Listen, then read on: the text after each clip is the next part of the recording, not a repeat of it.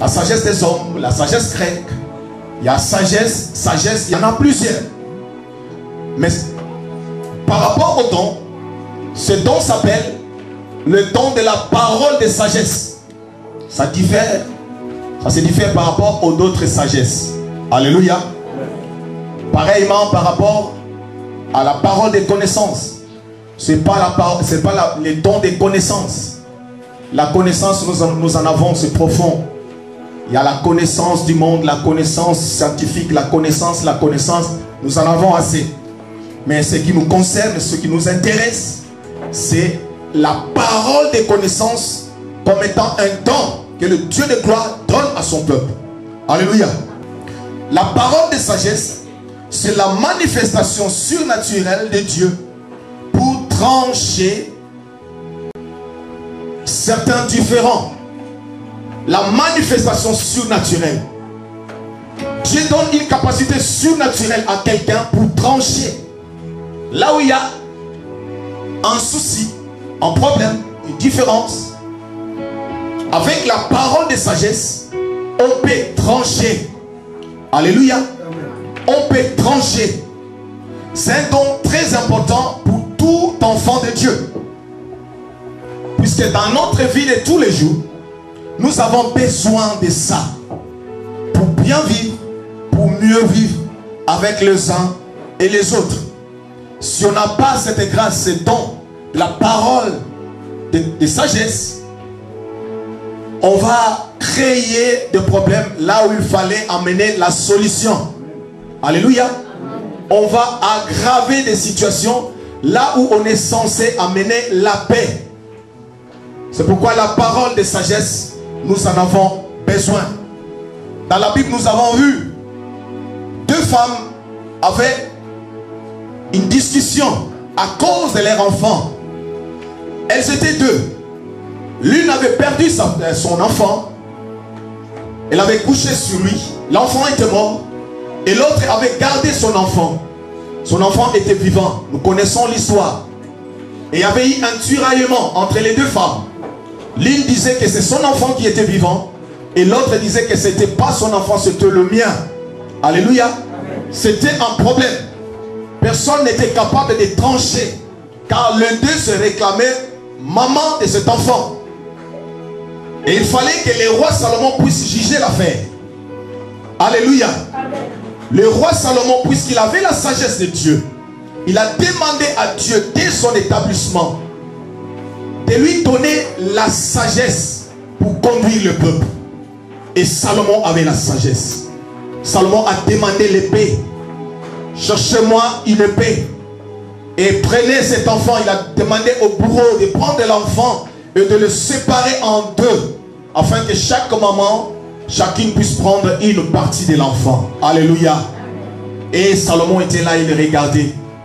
L'autre qui était contente du verdict, elle va dire, c'est bien fait que l'enfant meure, afin que personne n'ait cet enfant-là.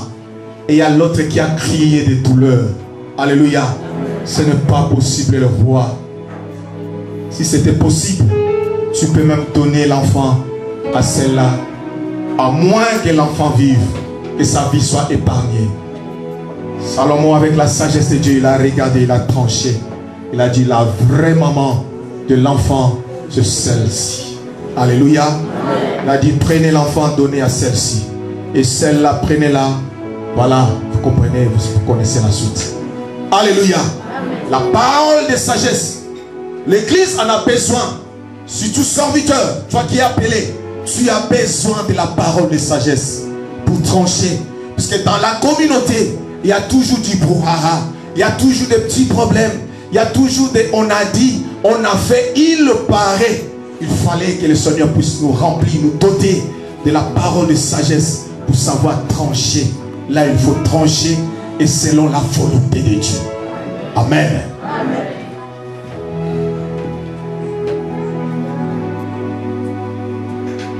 Il y en a aussi quelqu'un qui, avec la sagesse de Dieu, il a pu trancher. Quand l'église était née, il y avait eu un soulèvement. Le sacrificateur s'était soulevé contre les disciples. Ils en voulaient, n'est-ce pas, aux disciples. Ils voulaient les arrêter par rapport à l'œuvre qu'ils accomplissaient. Gamaël a pris la parole.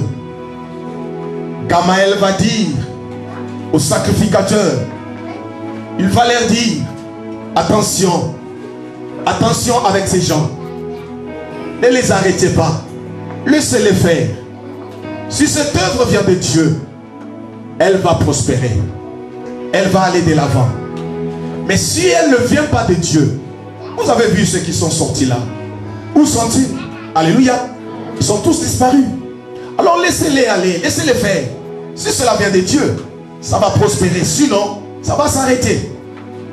Sinon, vous prendrez le risque, n'est-ce pas, de combattre contre Dieu ou de combattre Dieu. Alléluia.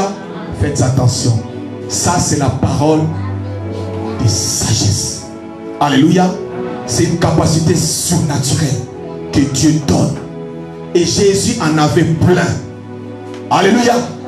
On l'a amené une pièce d'argent pour le tenter, pour voir qu'est-ce qu'il dira par rapport à l'argent et par rapport à César. Il va, n'est-ce pas, nier César. Il va, n'est-ce pas, je ne sais pas moi. Mais Jésus étant sage, avec la sagesse de Dieu, puisque lui-même il l'est, la sagesse par excellence, il va demander la pièce. Il va dire de qui est-il l'effigie qui est là-dedans. On va dire que de César. C'est facile. Rendez à César ce qui lui appartient et à Dieu ce qui est à Dieu. Et ils étaient tous déçus.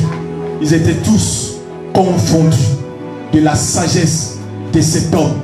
Ils croyaient qu'il devrait l'attraper maintenant, puisqu'il allait minimiser César. Mais ils n'ont pas pu à cause de la parole de sagesse, puisqu'il était la sagesse par excellence. Alléluia. On va l'amener une femme, n'est-ce pas, adultère, qu'on a trouvée en flagrant délit. Et ils vont dire à Jésus que la loi de Moïse stipule que cette femme mérite la mort par lapidation. Donc elle ne mérite même pas vivre avec nous autres les gens. Elle mérite lapidation. Alléluia. Et Jésus était là. Il est en train d'écrire, de communiquer avec son Père. La sagesse communiquer avec le Père. La source de la sagesse. Alléluia. Et quand il a tourné les yeux, il a dit que celui d'entre vous qui ne connaît pas de péché, qui n'a pas encore péché, qu'il soit le premier à jeter la pierre sur cette femme. Alléluia. Et tous étaient confondus. Personne n'a pu oser prendre une pierre et jeter sur cette femme. Ça, c'est la parole de sagesse. Tu en as besoin, l'église.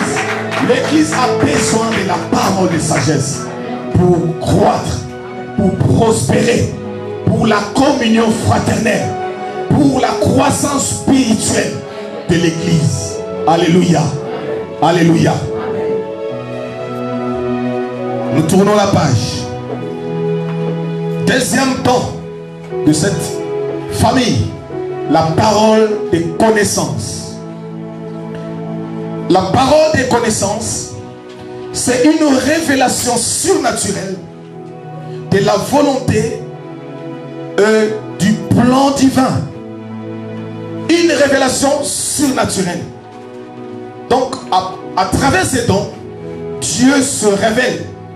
Il révèle sa volonté à lui. Il révèle ce plan à lui concernant son peuple. La parole des connaissances. Alléluia. Une révélation surnaturelle. C'est aussi une profonde ouverture de l'esprit. Une profonde ouverture pour comprendre les choses cachées, le secret du cœur, les choses qui sont enfouies ici et là. Une profonde ouverture de l'esprit, la parole des connaissances. Alléluia. Alléluia. Quelque chose qui est caché dans l'assemblée. Et pendant que j'exerce le ministère, le Seigneur peut me le révéler par la parole des connaissances. Quand je viens, je dis que le Seigneur me dit, femme, dans ta maison, dans ta famille, il se passe beaucoup de problèmes dans la vie de tes enfants. Ils sont beaucoup tourmentés par l'esprit, n'est-ce pas, de la famille. Les esprits des ancêtres tourmentent les enfants. Ils sont menacés. Les enfants sont menacés.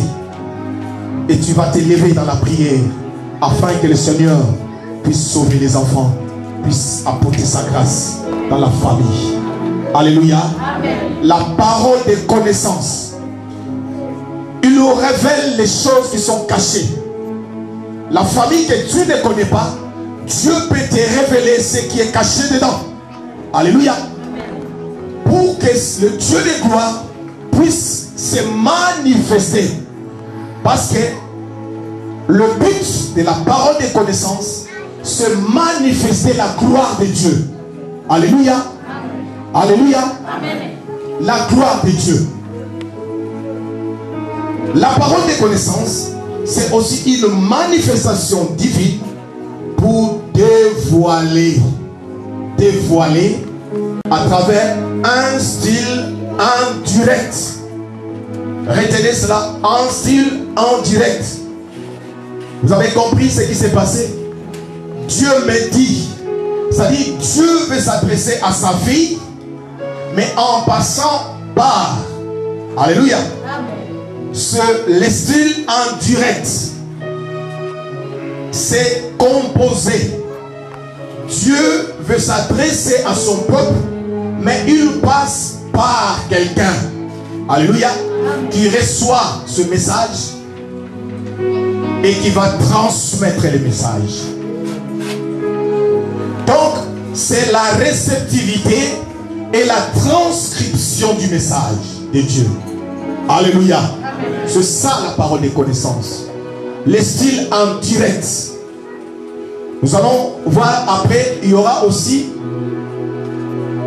le message de Dieu par un style direct. Là, nous verrons par la suite. Mais ce qui s'agit de la parole des connaissances, là, c'est le style en direct. Dieu s'adresse à son peuple à travers un homme, une personne qu'il a choisi. Alléluia. La parole des connaissances emmène la main de Dieu à la démonstration.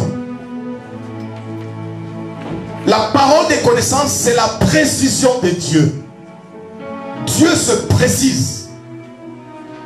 Dieu donne une précision quelconque sur une situation établie, une situation donnée. Dieu donne une précision. Et quand Dieu fait quelque chose avec précision, la solution suit. Cela veut dire que c'est la manifestation de la gloire de Dieu. Alléluia. Car il est écrit, tout ce qui est dévoilé est condamné d'avance. Et c'est la parole des connaissances qui dévoile tout ce qui est caché, tout ce qui est enfoui. Il dévoile pour que la gloire de Dieu soit manifeste. Alléluia. La parole des connaissances.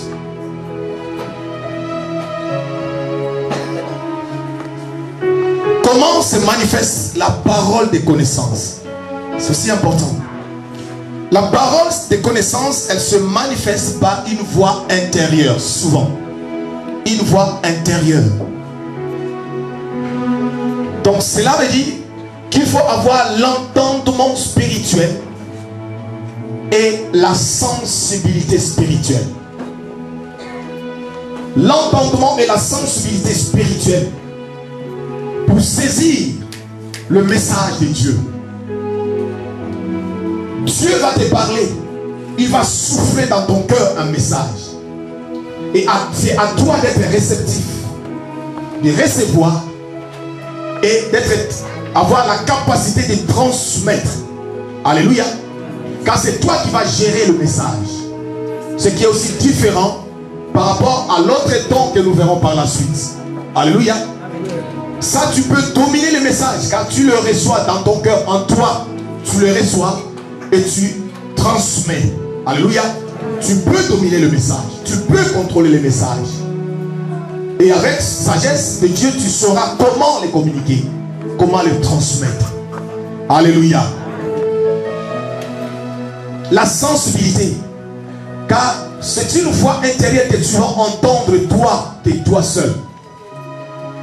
Et puisque c'est un don qui amène la manifestation de la gloire de Dieu, le don de la précision de Dieu, pour que Dieu puisse se glorifier. Si Dieu te parle, n'hésite pas. Fais ce que Dieu te parle. Alléluia. Fais. Et si tu obéis, du moment où l'Esprit te parle, Dieu te parle par son esprit, tu obéis et tu fais ce qu'il te dit, c'est le miracle qui suit. Alléluia. Amen. Alléluia. Amen. Par exemple, je prêche la parole de Dieu. J'exerce le ministère.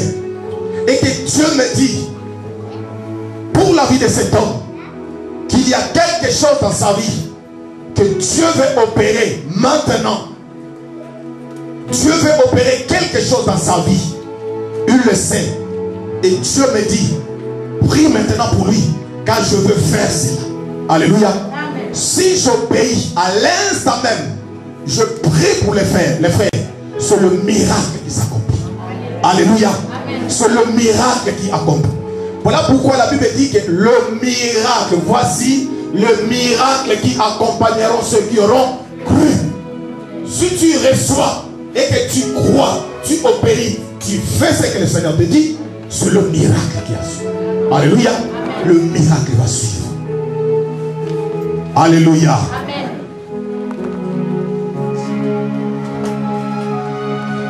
C'est ça la parole de connaissance.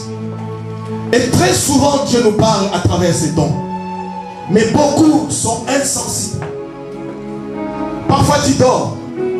Tu arrives à un certain moment. C'est comme si quelque chose te parle dans ton cœur.